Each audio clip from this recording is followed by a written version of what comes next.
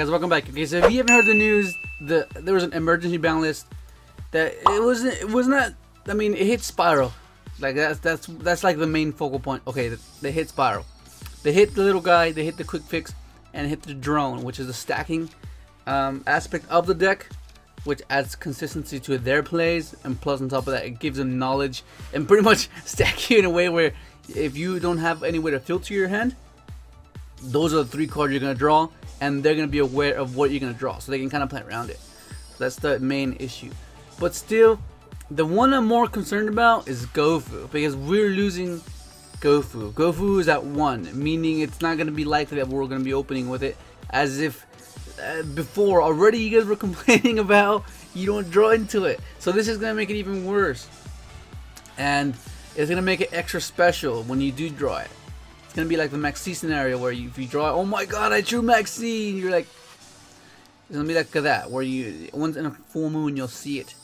Of course, the deck is still playable, meaning if Lev Eater was to get hit, then the deck would be dead, because that's the whole deck, Lev Eater and a level 5 tuner, and that's just, I mean, I don't know what else to say to that, man. It's just too crazy.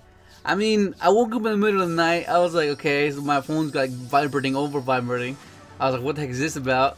So then I woke up, I look at my phone, and then I see a message from Ali, Cody, and then Yantin, and then a bunch of comments on YouTube. I was like, oh my god, what the heck is going on? And then the first thing you guys told me, Gofu, they hit Gofu. I was like, oh my god. And already I didn't want to see, I like, oh my god. It's like, I mean, what do you want to tell? Like, what do you want to do, man? Seriously.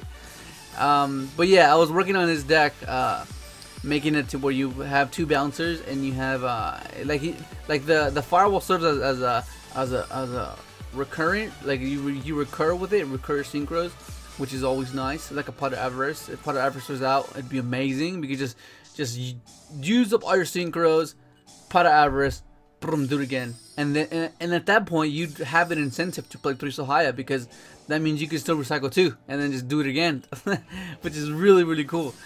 But it just defeats the purpose of what I was trying to do. I was trying to like beat Spiral. That's the one I wanted to do. That I wanted to just beat Spiral, but we just got that chance taken away. I mean, of course it's there, and whatever it did was overwhelming.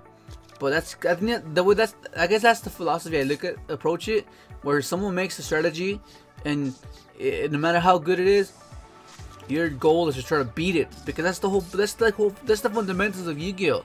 You coming up and building a deck to where it's solid, and then you just completely try to find a way to beat the odds and go around the competition with your side deck and your main deck, depending on what the other deck is. But now it's like, oh well, I mean, what do you do? I mean, of course, sometimes some things might be unfair. Like sometimes you just like, it might seem like, oh, it's unfair. Like it just, I don't know. I guess I'm just too I'm an optimistic, meaning I always have the mentality of, okay, there's a chance I can draw into this. There's a chance I can draw that. There's a chance, you know. So I'm always thinking of the good things, compared to where a pessimist would be like, oh man, what if I open up like all three quick draws, all three quick fixes. I mean, all 3 quick fixes wouldn't be too bad, but like, like what if, like you're always thinking of the worst case scenario, where of course you have to consider that, but still you think of the good things. Like that's what I think about, the good things, and what I want to open, and what is possible. Like right here, like if you just if you ogre the helix and 3 curl, whatever it is they try to bring back, it's just, that's like a major stumble. Now what decks are going to be ruling again? I'm pretty sure Pendulum Magician is going to be it's going to rise up again. Same thing with Paleo, because they don't have the sleeper to disrupt. I mean, of course, we still don't know like exactly what it can do with one quick fix, so it might be able to still do it, but the machine do play just won't be there anymore. That's like the main thing, I think, where you can't do the machine do play, and that's an excessive. That's a +1, because you 2 cards become 3, but then on top of that you get a +1 because of the you get 3 more. No, that'd be oh wait, 1, 2, 3, 4. Yeah, plus 2, I'm pretty sure. Yeah, because a machine dupe and any level 1, that's 2 cards. It gives you 2 more cards, so that's already plus 2. And then on top of that, those 2 cards give you another card. That's 4. Oh my god, that's freaking crazy. But still, like, nonetheless, the goal is to try to beat that strategy. I don't know, maybe it's just, I'm not sure that's the I guess the most likely of mentality to have when in the game, because sometimes that can be like a bit like you're just hoping for nothing. You're hoping and sometimes you just need statistics. But oh, that's so crazy, dude. Like, what's gonna be good now? I mean, Pele's gonna rise up again for sure. Kind of magicians. What's gonna be good now? You know what I mean? Like, it's freaking crazy. I mean, those are the 2 obvious ones. But that's pretty crazy though, huh? Like, double fireball. Oh yes. Like this is what I like about that. Even if you can't end up with Blazar, you can still try to end up with some sort of a disruption with the bouncers, which is pretty cool. I mean, I don't see why he didn't do that earlier, but for sure, I think it'll be much more possible now, because hand traps are gonna be like, who are you gonna hand trap? The main one that we're scared about was Drone Lockbird, and that's pretty much it, because that completely shuts down your play. Compared to Ash, it's only once per turn, so it's like, okay, we can play around that. And Ogre, you can play around that. Whereas definitively, if the Draw Lockbird draw you, then you just can't draw anymore. That's how you generate all your advantage. So now it might be a good thing. But, I mean, we're pretty much trading less hand traps in the meta for 2 gofus. I'll pay you 2 gofus to not use hand traps, please. We used our currency. We sacrificed our bird. No way, man. Oh my god. I mean, there's still ways to do it, of course.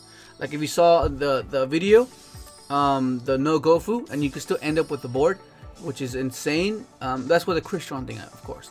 But like, it's just brutal, man. It's just so brutal. Let me put decklist on.